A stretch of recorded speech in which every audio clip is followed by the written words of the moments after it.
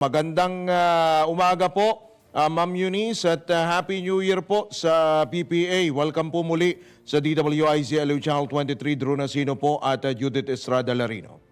Good morning po at Happy New Year, Sir Drew at Ma'am Judith. Happy New Year, Ma'am Eunice. Kamusta po kayo? Pagod Nako, pa rin. ito po, tuloy-tuloy ang ating duty hanggang makabalik po nako. ang ating mga pasaheros sa kanilang mga trabaho. Pero meron pa bang mga hahabol, Ma'am Eunice, na mga artista tuloy, mga mag-uuwian dahil yung iba sinulit ho ang kanilang bakasyon. Kumbaga, syempre. ngayon ho ang kanilang balik trabaho, ngayon pong araw ng Lunes.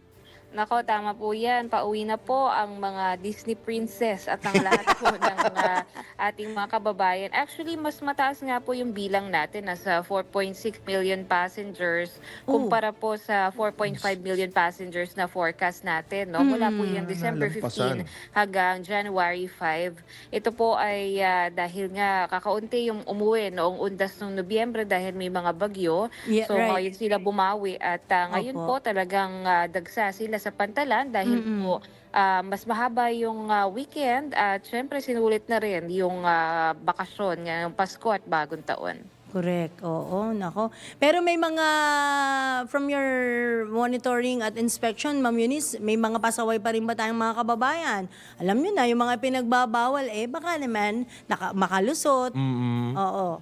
Yes, meron po tayong mga nakumpiska base sa record ng Port Police. Like for example, mga balisong, mga pocket knife, Swiss knife, at yun lamang po, no, medyo hindi naman sila pasaway sa pagdating sa paputok dahil last year, meron mga noong 2024 at 2023, meron tayong mga nakukumpiska ng mga quitties. Pero sa ngayon, so far, wala pa naman Walang po. paputok? Wala pa tayong nakumpiska. Nako. Buti na. Pag nakumpis kayo yung baboto, kung di nila mapapakinabangan, tapon na kagad sa dagat yan. Ang maipus lang yung mga maliliit, yung mga watusi. Ay, oo, yun, mga piccolo. maliliit. Pero yung malalaki, yun ang talagang madaling di ba? Madaling makita yun. Well, anyway. Pero wala ho ba tayong mga na-monitor ho na mga untoward incidents sa lahat ho ng pandalan sa buong bansa? Bukod po sa, of course, syempre, dagsa ang mga tao. So talagang may mga pila talaga no, sa pangapantalan at hindi naman po yung maiiwasan dahil meron tayong mga tinatawag na chance passengers o yung mga Yes. pasahero na ngayon lang bibili ng ticket kung kailan yung kanilang trip, no? Ito naman po ay posible dahil meron namang mga mabibiling ticket dito po sa ating mga pantalan through the shipping lines na mga ticketing booth.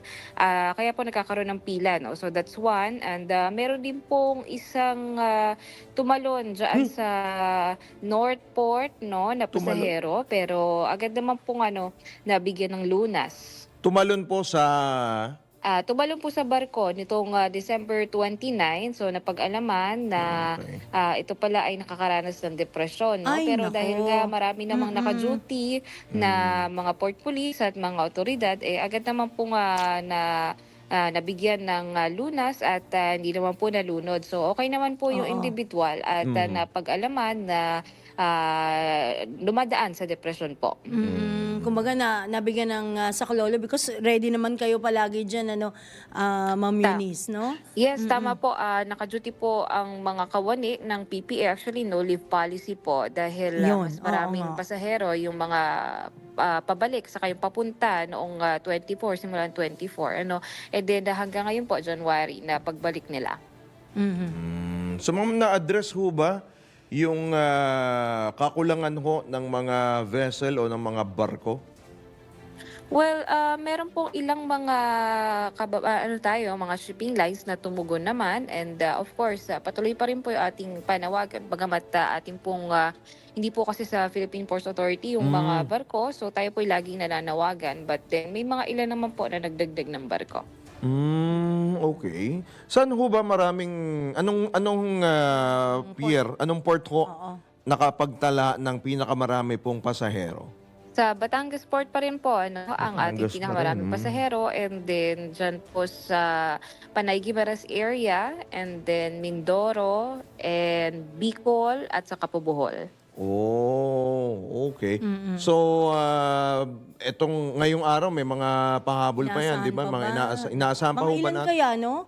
Ma'am Eunice? Sa ngayon po, medyo balik normal na rin po tayo pero over the weekend na mga nasa 600,000 plus po yan. And nasa po natin na meron pa rin mga public at mga hindi pa nakauwi nitong weekend. Yes. So tuloy-tuloy pa rin po yung monitoring natin. Ayan. So, pwede nang mag-leave yung mga empleyado nyo. Hopefully po, no? Sana nga po. Ay, mga taga-PPA. Kasama ka na dyan, Ma'am Eunice, sigurado. Makakapahinga na. Nako, sana nga po at tayo'y tuloy-tuloy din, no? Ngayong peak season dahil mas kailangan ng mga pasahero Oo at nga pala. mga babiyahe at bumiyahe na. Ano bang susunod na holiday? Holy Week na kaya, Holy Week no? pa pala, no? Ma'am Eunice? Holy Week pa, malapit-lapit Susunod na. April na. po, Holy Week ang inaasahan Yeah, natin. Bagamat oo. syempre hindi naman natitigil sa mga holidays ang trabaho sa Right. PPA. So, ayan po, mas busy kapag holiday season. Ayan, yung puspusan talagang paghahanda ninyo, no? Pagka-holiday. Kumbaga, doble, triple, seguridad yan, no? Alright. Ma'am, baka meron pa ho kayong mga gusto pang karagdagan pa mga panawagan, mga abiso po sa mga pasahero, yung mga abol pa, at syempre yung mga shipping lines na rin, baka meron din ho kayong mga panawagan. Of course, yung sa mga nagpupunta ho dyan sa mga pantalan, mga lumuluwas pa. Yes, paalala na lang po natin sa mga kababayan natin na hahabol pa ngayong pauwi po o pabalik sa kanilang mga trabaho at bahay dito sa Manila at sa iba pa pong probinsya. Ang ating paalala na lang po ay wag na po silang masyadong magdala na napakarami dahil tuloy-tuloy pa rin po yung ating mahigpit na security dahil peak season pa rin po. No? And bagamat nakauwi na yung iba, tuloy-tuloy naman po yung ating mahigpit na monitoring. Lahat po na kanilang gamit dadaan sa x-ray machine.